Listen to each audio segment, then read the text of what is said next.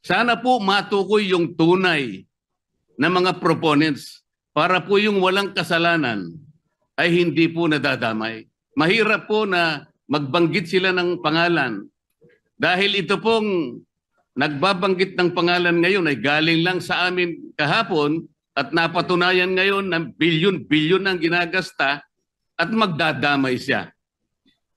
At meron pong nag-text sa akin sa magitan ng emissary ng abogado ng Diskaya, Mr. President, meron po palang isang congressman, kanina pong nag-hearing sila, nakausap yung abogado ng Diskaya, kailangan meron kayong matukoy na senador sapagkat makokontempt kayo. Nasa akin po yung text message, Mr. President. Sa mga tweet, gusto lang nilang magpangalan.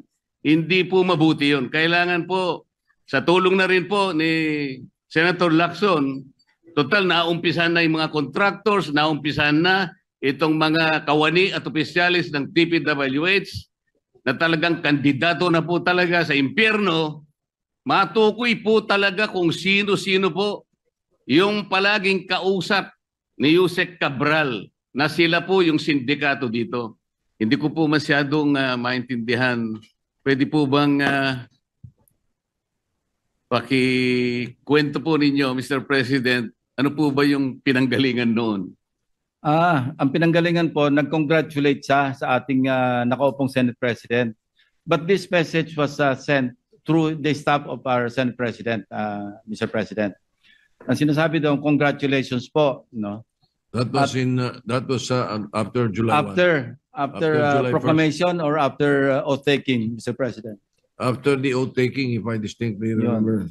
So dahil siguradong panalo na po tayo, kayo rin po, dahil nag-oath-taking na tayo, nag-message si kagad yung Undersecretary Cabral sa kanyang staff at sinasabi, congratulations, baka mo merong ako may... Andyan po sa text message, sa Viber message, na sinasabi, para ma-align do sa mga priorities at para maiwasan yung redundancy, siya nang gagawa ng paraan. Ang sabay ang sinabi na para maihabol o maisama na sa NEP. So nag-iimbita siya na magsumite kayo, parang sinasabi 500 million pesos yata, ibig sabihin ng 500 yan eh. Kasi hindi naman malinaw, pero ang sinabi, po kayo 500 for now. For now. Ibig sabihin, for now, sige, magpasok kayo mga 500 million pesos worth of projects na sa inyo manggagaling.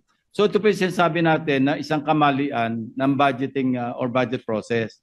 Dahil ang trabaho, mandato ng Kongreso, both houses, legislation.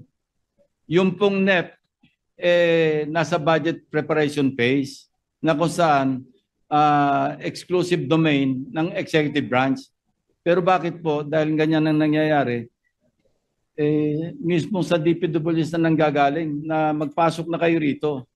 Hindi ho ba pakikialam yun sa mandate o sa exclusive authority ng executive branch? Salamat po sa sagot na yon, Mr. President. Ako po yung naniniwala na talagang wala namang initiative na nanggaling sa inyo at siya'y kusa niyang inialok po yung inaakala niya sigurong makakatulong o makakapagbigay ng kasiyahan sa inyo. Yun po yung akala niya. Opo. At agad pong tinanggihan ng ating Senate President. Alam ko po. Sinabi niya agad sa staff niya, wag, ayoko ba't ako maglalagay dyan? Kasi po kaya ako naitanong to, Mr. President, kahapon po, ayaw pa niyang aminin na dahil sa pagtatanong ko po na sa kanya, sinabi ko bakit lumilitaw kahit anong ibigay na ceiling ng DBM, pinapalitan mo, sabi ko sa kanya.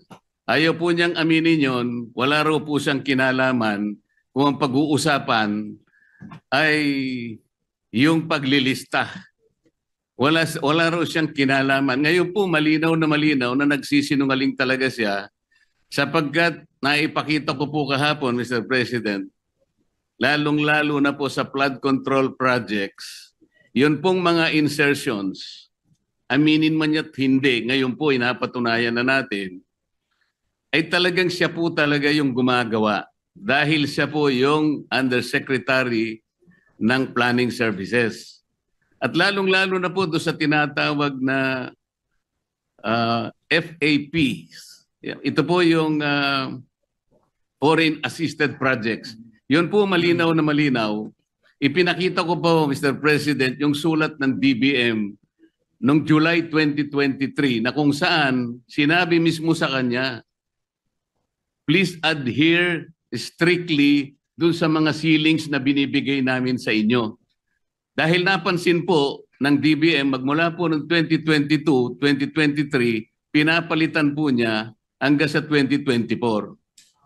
Ayaw po niyang aminin na siya po ang may kinalaman nun. Ngayon ko lang napatunayan, salamat Senate President Pro Tempore na ngayon ay malinaw na malinaw, hindi na niya pwedeng sabihin at hindi na siya pwedeng magsinungaling na wala siyang kinalaman dito. Ang totoo pa po nito, Mr. President, ang dami pong gustong tumestigo na meron po siyang 10 paboritong contractors na siguro sa mga susunod na panahon, kung sino man po yung hahawak ng Blue Ribbon Committee, isa po sigurong mabuting direksyon na ituntunin ito. At marami rin pong palagian na pumupunta sa kanyang opisina na mga politiko. Gusto ko pong pasalamatan ng ating Senate President Pro Tempore sapagkat mukhang yun pong mga kawani o mga opisyalis ng DPWH na matutuntun na natin at alam ko po na talagang tatagos ito hanggang sa former Secretary ng Department of Public Works. Kasi kahapon po, gusto niya nang sabihin na lahat ng daw po ng nangyayari sa kanyang opisina ay meron namang basbas ng Secretary ng Department of Public Works. Ngunit ang gusto ko pong tuntunin, Mr. President, kung nakita na po natin unti-unti at saan papunta at sinong may kasalanan sa Department of Public Works at nailitaw na rin po sa pagsusuri at sa personal na pag-iimbestiga ng ating colleague, ang mga contractors na talagang, kung pagsasamahin po natin mga contractors na ito at saka yung mga opisyalis na nabubunyag ngayon, siguro po yung salitang walang o halang ang kaluluwa ay is an understatement. Ang gusto ko pong malaman ngayon, bakit po kaya sila ganun kalakas ang loob? Bakit parang hindi na po milyon eh? Bilyon-bilyon na po ang naipatatalo at hindi naman po nila pera yun. Pera po ng taong bayan. Mr. President, ganun po ba kaya kalakas ang loob nila na sila-sila lang, mga contractors at saka yung mga opisyalis na yon?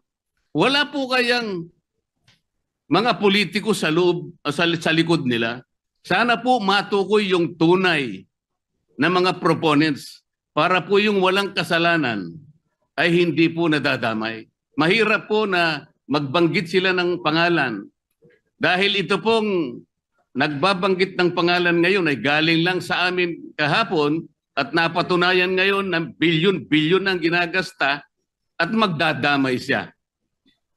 At meron pong nag-text sa akin sa magitan ng emissary ng abogado ng Diskaya, Mr. President, meron po palang isang congressman, kanina pong nag-hearing sila, nakausap yung abogado ng Diskaya. Kailangan, meron kayong matukoy na senador sapagkat makokontempt kayo. Nasa akin po yung text message, Mr. President. Sa makatwid, gusto lang nilang magpangalan. Hindi po mabuti yun. Kailangan po, sa tulong na rin po ni Senator Lacson, total naumpisan na yung mga contractors, naumpisan na itong mga kawani at opisyalis ng DPWH na talagang kandidato na po talaga sa impyerno, matukoy po talaga kung sino-sino po yung palaging kausap ni Yusek Cabral na sila po yung sindikato dito.